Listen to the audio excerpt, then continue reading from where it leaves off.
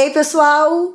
Tudo bem? Sejam bem-vindos ao Chama Karine Podcast, uma conversa com energia sobre marca, marketing e negócios.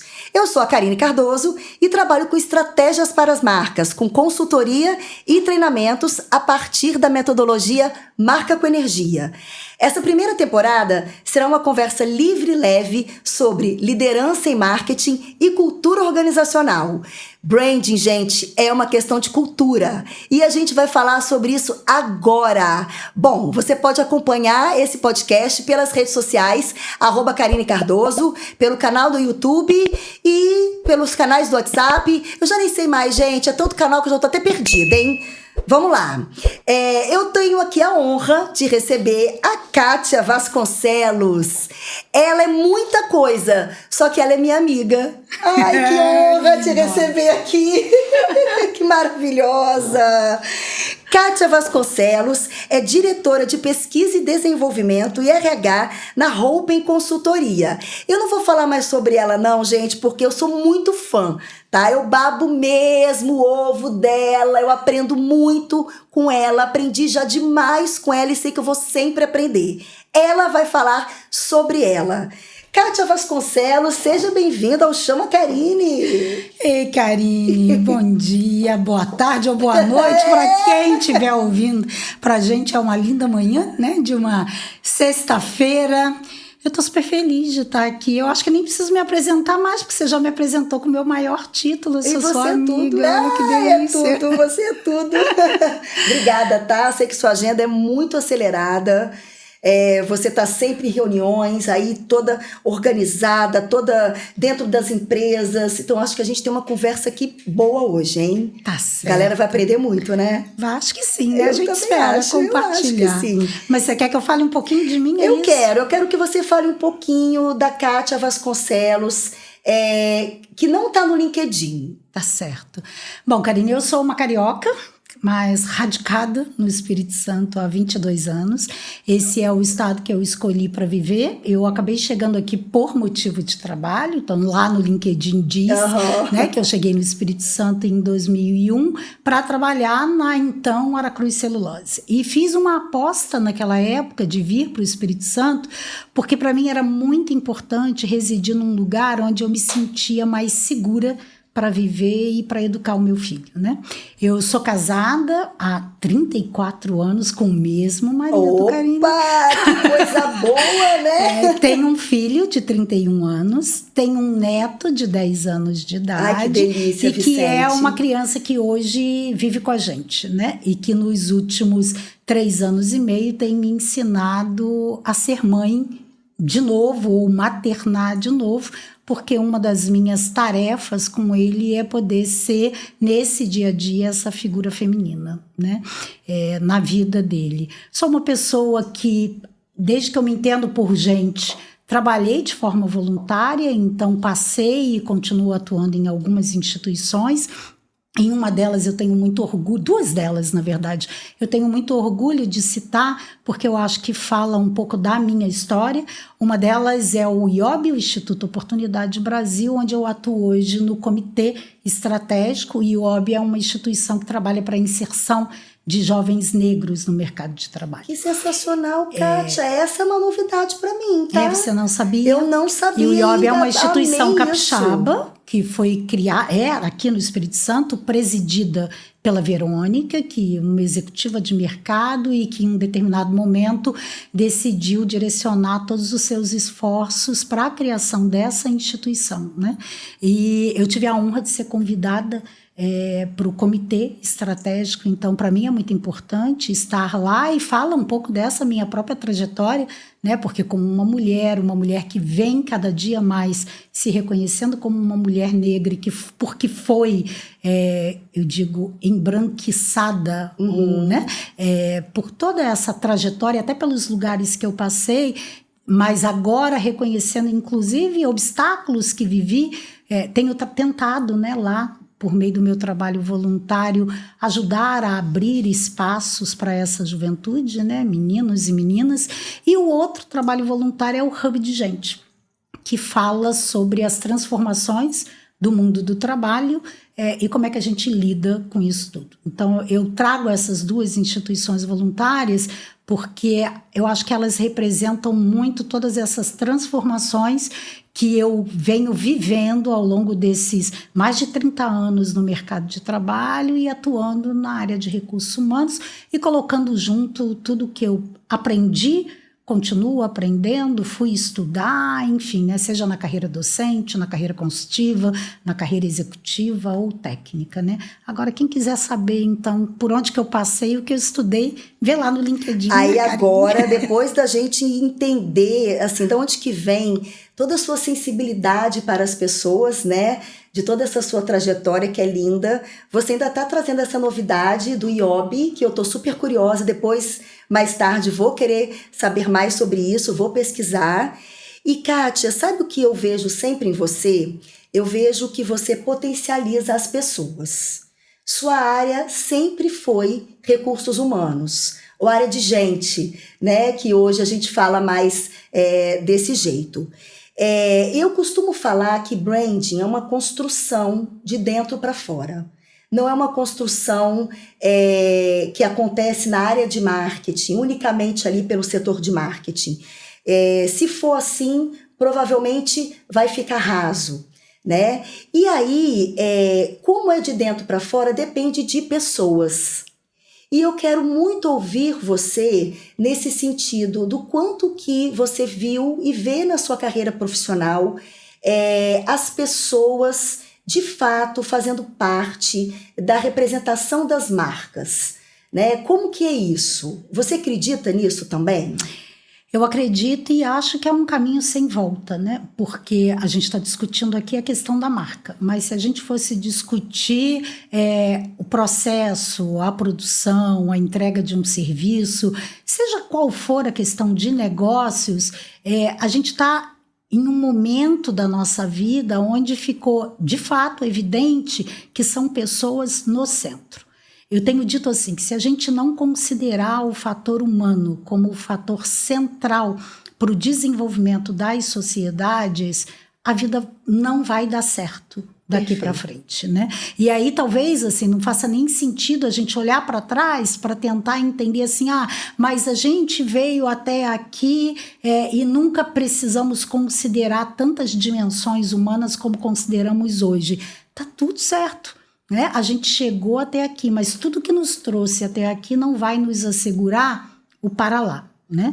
Então, assim, como você começou dizendo, né, que você percebe em mim essa questão da potencialização, talvez isso venha da minha própria formação, eu sou uma pedagoga por formação, então eu acredito que pessoas nasceram para se desenvolver, ponto. Não tem outra coisa, né? E costumo dizer que as pessoas não fazem ou porque elas não sabem ou porque talvez elas não tenham sido estimuladas devidamente. Não acredito que ninguém não faça porque simplesmente não queira. Eu acho que a gente pode criar estratégias para isso.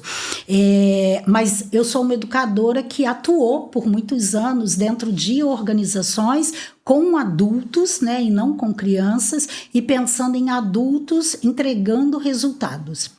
Então, assim, no passado, as pessoas também existiam, mas a gente acreditava que para alcançar determinadas coisas, os recursos, o mundo das coisas, eram muito mais importantes. E dentro dessa crença, você pode observar, a produção se organizava desse jeito, as áreas de suporte se organizavam desse jeito. Eu imagino que o marketing, eu não sou especialista de marketing, mas eu imagino que você também enxergue isso, se organizava desse jeito. A gente pensava muito mais nas ferramentas, nos processos, no discurso que seria criada, na cor, sei lá, né? E as pessoas estavam ali em segundo plano, né? Essas pessoas, quando elas representavam uma importância muito grande, a gente quase sempre olhava para as pessoas do lado de fora das organizações. As pessoas chamadas clientes, as pessoas chamadas comunidade, depois de um determinado momento, as pessoas que ficam dentro, fora, chamadas acionistas. Mas hoje a gente tem certeza, Karine, que se a gente não olhar para as pessoas que estão dentro desse universo, né, todas as outras pessoas que povoam fora ou dentro e fora, não vão receber o seu melhor. Porque os que estão dentro precisam ser considerados para entregar o seu melhor, né? Entregar a promessa, né? Exatamente. O que isso, para mim, tem a ver com a marca? Absolutamente tudo, porque eu entendo que a marca nada mais é do que ou deveria ser, a expressão máxima do que aquela organização quer representar, né? E essa expressão máxima vai vir, ou deveria vir, da vida que é produzida ali dentro, né? E quem produz vida? Nós, né? Perfeito, perfeito. Sei lá se eu te respondi. Não, você respondeu, só que você me fez pensar no grande questão dessa nossa conversa que tem a ver com cultura. Para mim, você é uma profissional especialista em cultura. Talvez eu tenha escutado sobre cultura na minha primeira vez com você, quando você era Aracruz Celulose, e eu era seu ponto focal, quando eu era Psicoespaço. E eu assisti uma palestra sua na Findes. Era um evento na Findes. E aí eu fiquei encantada. Eu falei assim, gente, isso que ela está falando é sobre pessoas, é sobre fluidez. Não é sobre o recurso, não é sobre o processo, né? Não é sobre um instrumento, a ferramenta. E eu fiquei muito encantada. Então, sempre quando eu escuto você falando sobre cultura, eu aprendo um pouquinho e quero que todo mundo agora aprenda também com você um pouquinho, tá? E na nossa conversa sobre esse podcast, você estava falando de uma curadoria que você fez de tendências.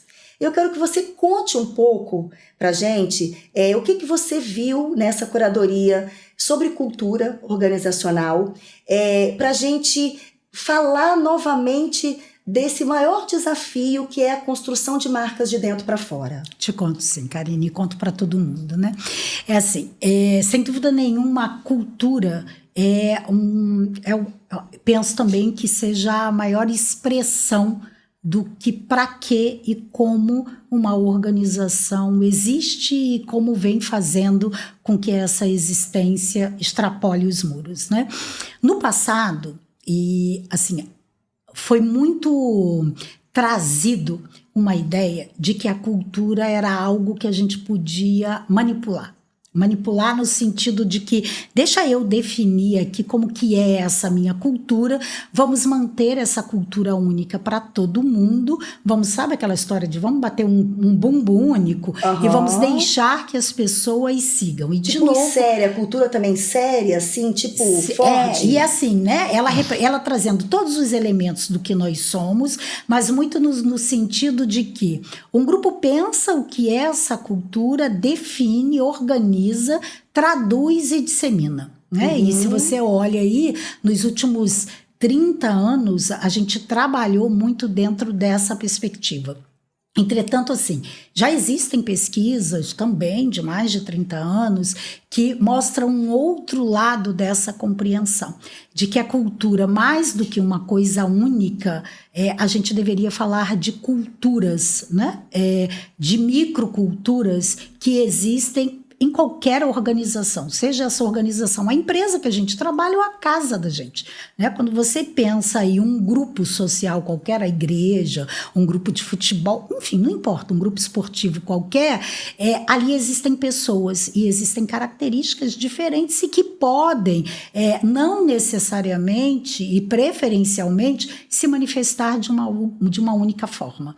Mas a cultura única, ela foi valorizada por muitos anos, até porque a gente vinha de modelos de negócios que valorizavam a padronização. Pensa lá nos modelos de qualidade total, né? Sim. Que botava todo mundo no mesmo lugar, padronização, etc, etc. Então, de novo, quando a gente olha história organizacional, nunca existe certo ou errado, bom ou ruim, né? Aquilo era aplicável.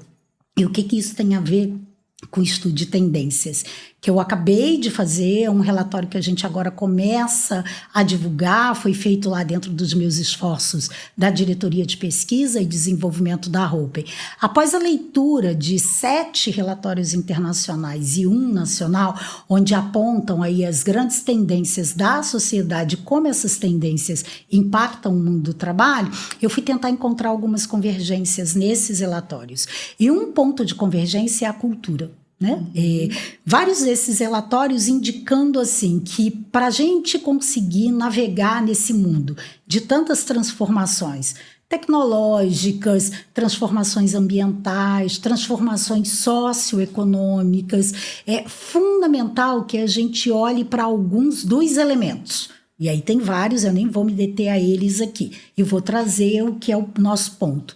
A cultura, ela aparece. E por quê? Porque, como eu disse, a cultura ela precisa ser entendida como a expressão de uma organização. A cultura é aquilo que a gente faz, dá certo, e porque dá certo, a gente compartilha entre a gente. Mas só que alguns dos relatórios indicam que, diante de um mundo de tantas incertezas e a necessidade de inovação, é preciso que a gente incentive cada vez mais essas diferentes expressões, essas diferentes formas de expressar a vida dentro de uma organização. O que eles estão falando? De uma cultura, de microculturas, e não de uma cultura única. Então, são vários jeitos de ser dentro de uma organização? Exatamente. Pensa, Karine, uma organização de 14 mil profissionais. Como é que você vai assegurar que 14 mil pessoas se expressem todas da mesma forma? Sim, né? É impossível. É impossível. Porque e a gente está falando da vida humana. A gente não está falando da vida humana coisificada. A gente está falando da vida humana humanizada.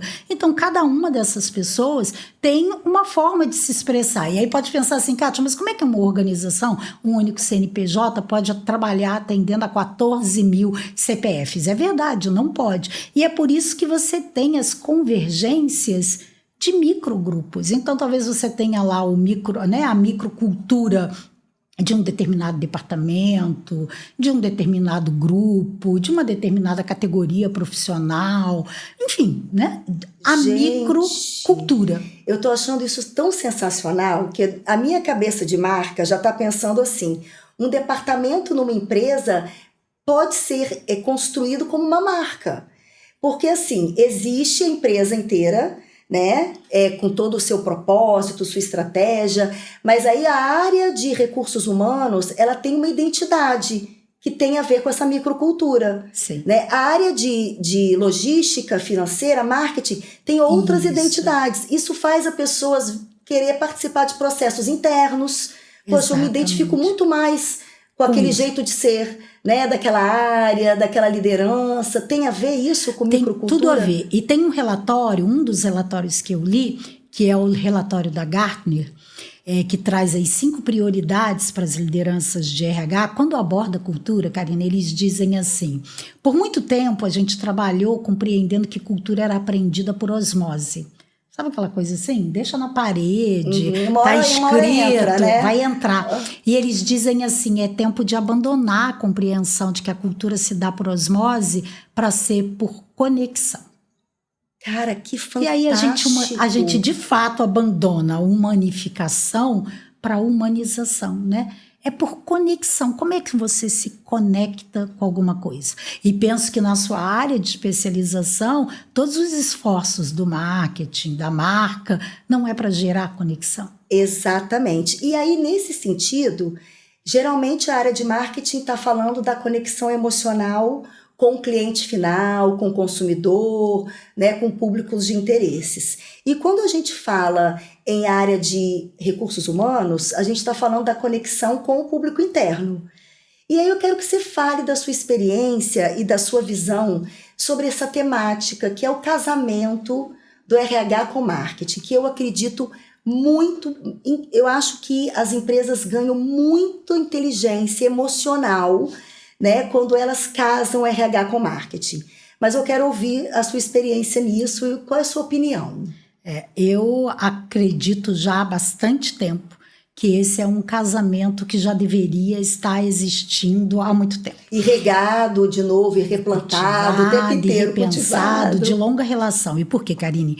Se tem algum aluno ou aluna minha ouvindo esse podcast, eu espero que tenham vários. Né? Eu também. Vamos disparar, gente. Exatamente, vários. Eles vão lembrar que já há alguns anos eu tenho dito em sala que a área de recursos humanos tinha e continua tendo muito a aprender com a galera de marketing, né? E por que eu dizia isso para eles? Porque eu dizia assim, essa turma tem buscado cada vez mais estratégias para entender como faz a conexão, como dá a liga, né? Como é que faz com que aquela pessoa queira estar vinculado a um determinado produto ou a um determinado serviço? Como é que faz com que aquela pessoa, de forma espontânea, se transforme em embaixadora daquela marca, uma apaixonada pelaquela marca? E há pelo menos 15 anos na área de recursos humanos, Karine, a gente vem debatendo muito como é que a gente desperta paixão nas pessoas pelo trabalho, né? Internamente, dentro dos processos de RH, se fala cada vez mais de engajamento, né?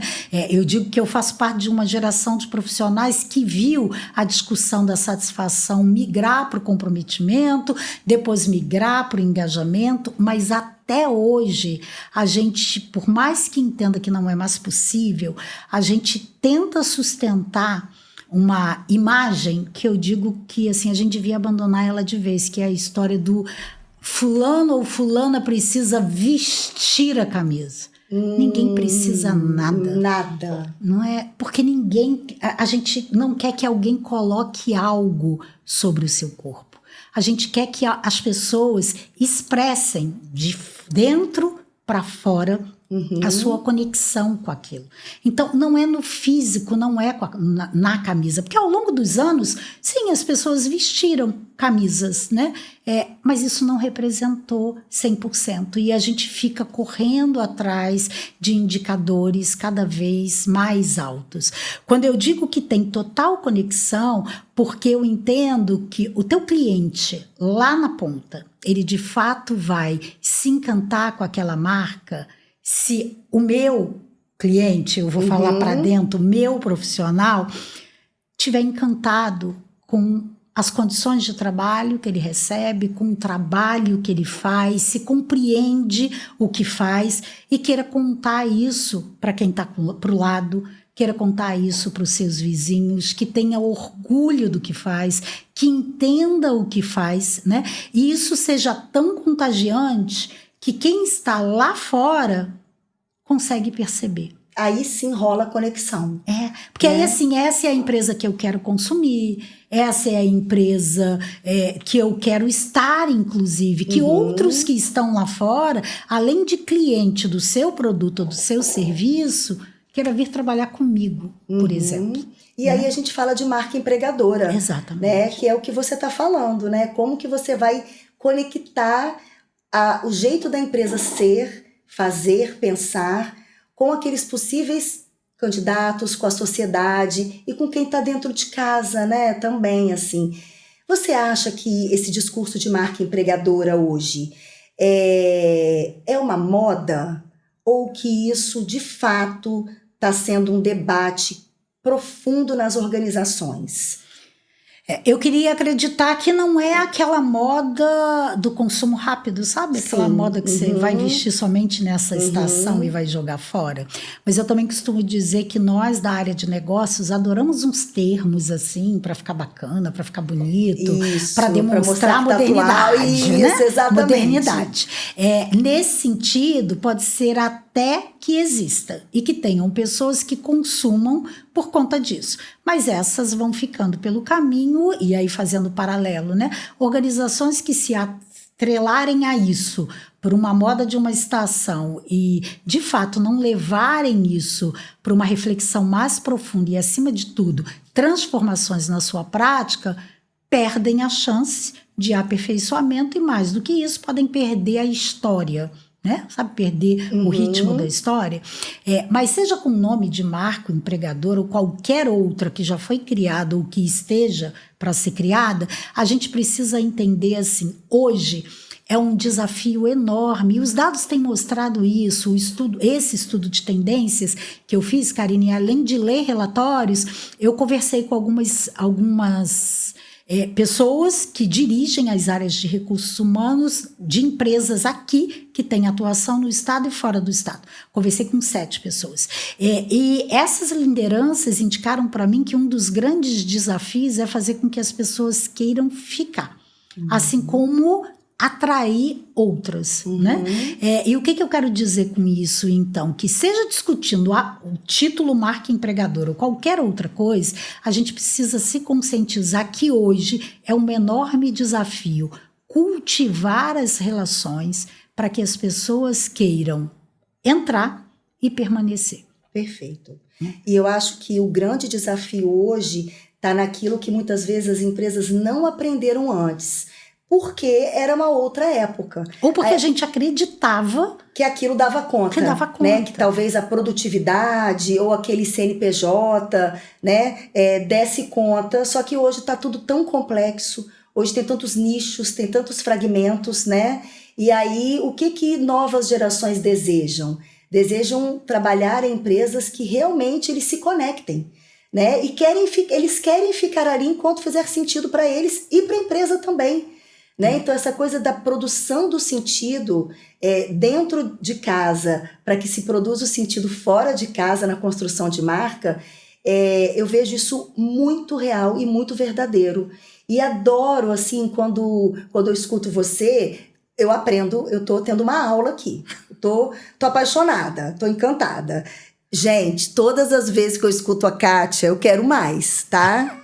Só que esse podcast tá acabando, porque eu quero deixar gostinho de quero mais, pra gente gravar de novo. Então vocês têm que pedir também, tá? Porque a gente tem que ouvir a audiência. É o seguinte, vamos falar rapidinho de liderança? Porque, Kátia, tudo que você está falando para mim tem que ser movido, construído, elaborado com líderes que têm uma mentalidade muito forte de humanização, de conexão, de propósito.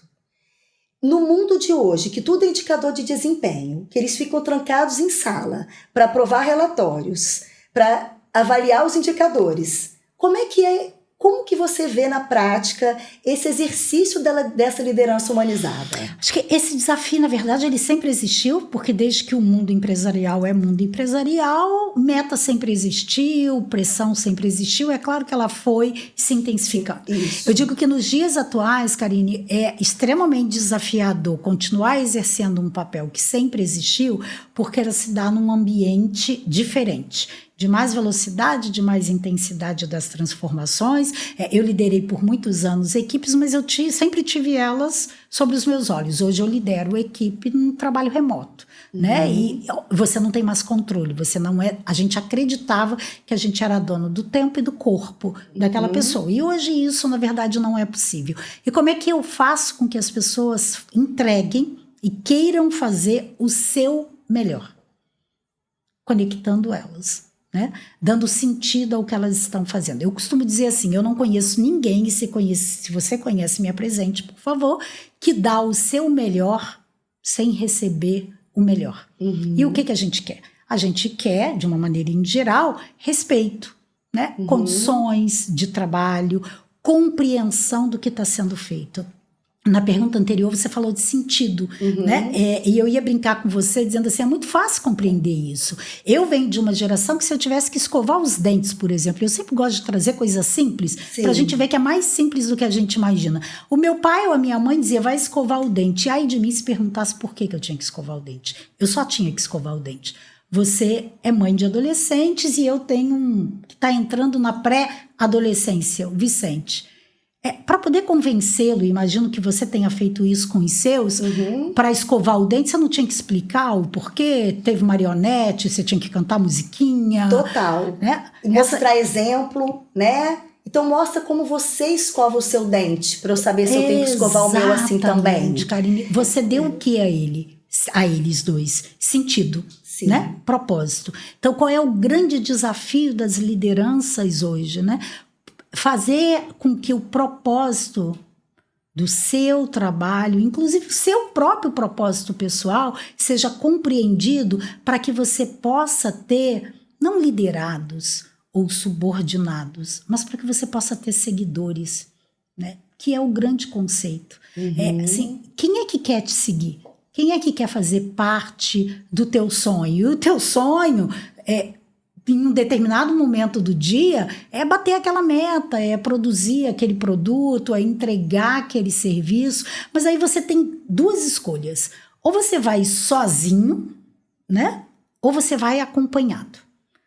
Eu penso que é sempre melhor ir acompanhado. E ao pensar em acompanhado, você ainda tem duas escolhas. Ou você vai acompanhando e empurrando uma galera, e aí você tem que ir lá para trás para empurrar, né? Ou você vai acompanhado junto com as pessoas. Mas ninguém vai junto se não sabe para onde está indo, por que está indo e o que vai ganhar nessa caminhada. Né? Então, parece super simples, parece muito poético, inclusive, mas não tem jeito. Esse é o caminho de ir. E a gente vai ter que, então, repensar as nossas práticas. E como é que a gente faz isso? Conversando, respeitando, né? Entendendo quem são as pessoas, de verdade considerando, lembra o início da nossa conversa?